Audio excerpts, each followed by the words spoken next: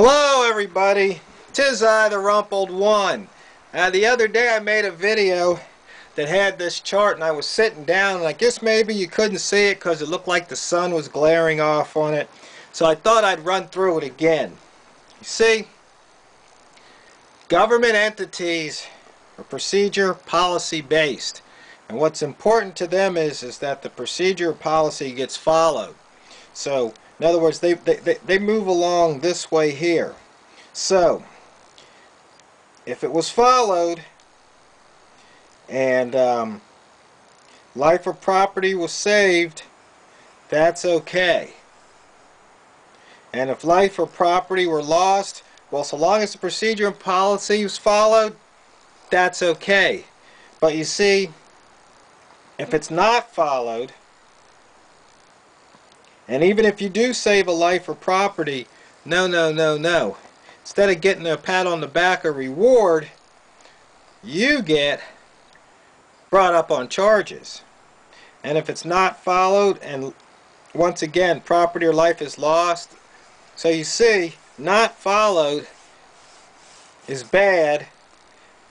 Policy, procedure followed, that's good. This is what's important.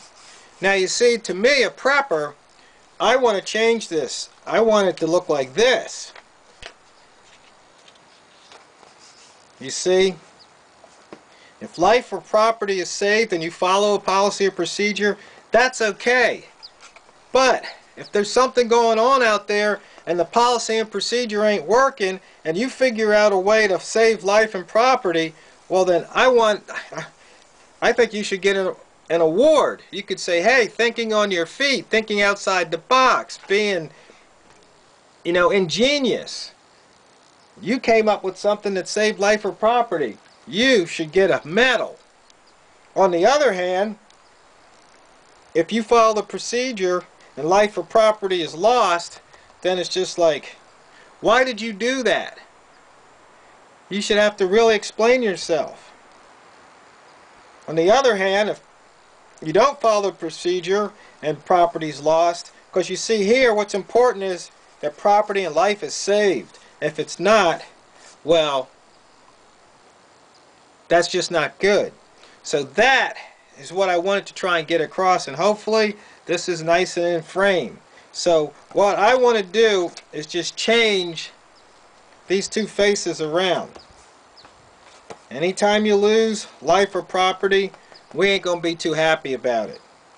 But if you save it, even if you don't follow the policy or procedure, you may have just come up with a better policy and procedure. We got to implement change. And you see, this is not just for life and property in catastrophic situations, some event like a hurricane or tornado or flood or earthquake. No, this is for things for purchasing.